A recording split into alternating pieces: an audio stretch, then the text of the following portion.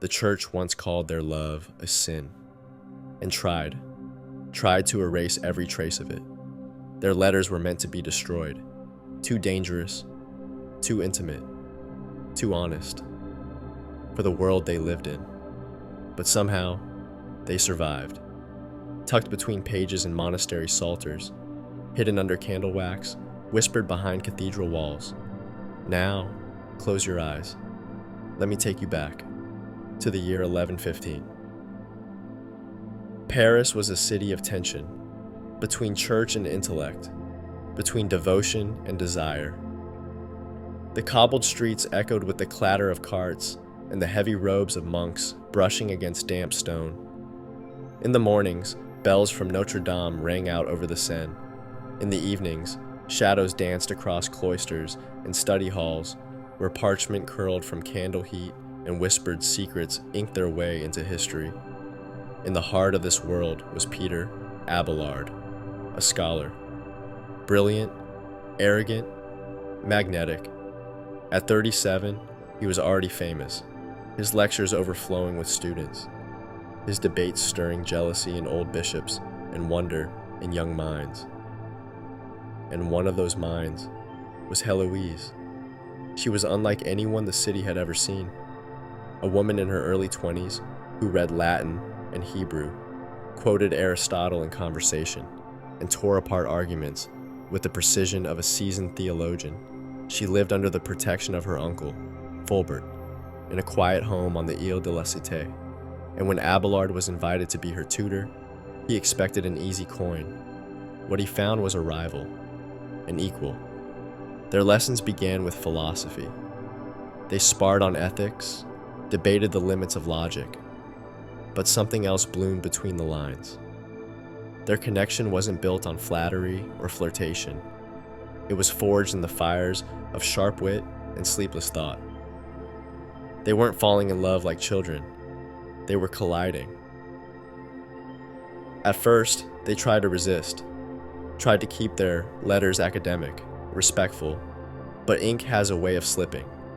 Soon, their parchments were carrying more than arguments. They became vessels of curiosity, of longing, of risk. Abelard once wrote, "I taught her letters, and she taught me what it means to be human." And Heloise answered, "I sought knowledge, but found in you something the mind alone could never hold." The letters changed, the lessons shifted, and one winter night, so did everything else. It began the way all forbidden things do, quietly. A late evening lesson, a candle flickering near its end, a passage from Augustine, forgotten. Heloise stood at the desk, reading aloud in her low, deliberate tone. Her braid had come loose, and the soft strands framed her face in gold. She moved toward the window, and he watched her, not as a tutor, not even as a man, but as someone utterly undone. When their fingers met over the edge of the manuscript, neither pulled away. She said his name. He closed the book.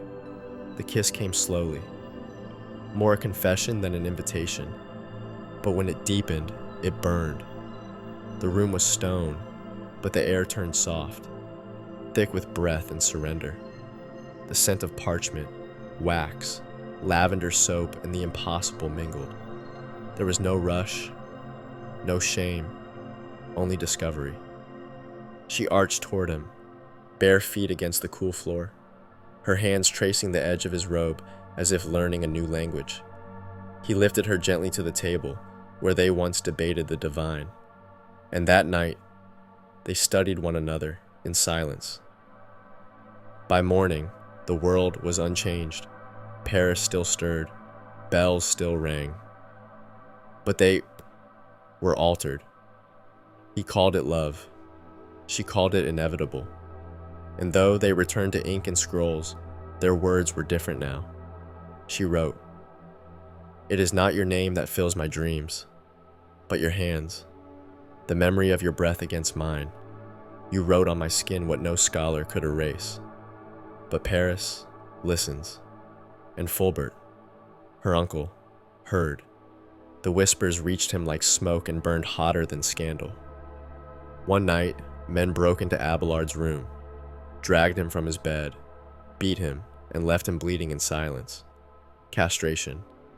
It wasn't justice. It was erasure, and the church said nothing. Still, Héloïse did not run. She demanded marriage, and in a hurried, secret ceremony, they bound themselves to each other. But it wasn't enough. To protect her, he sent her to a convent. Their shared life ended. But the letters, they continued.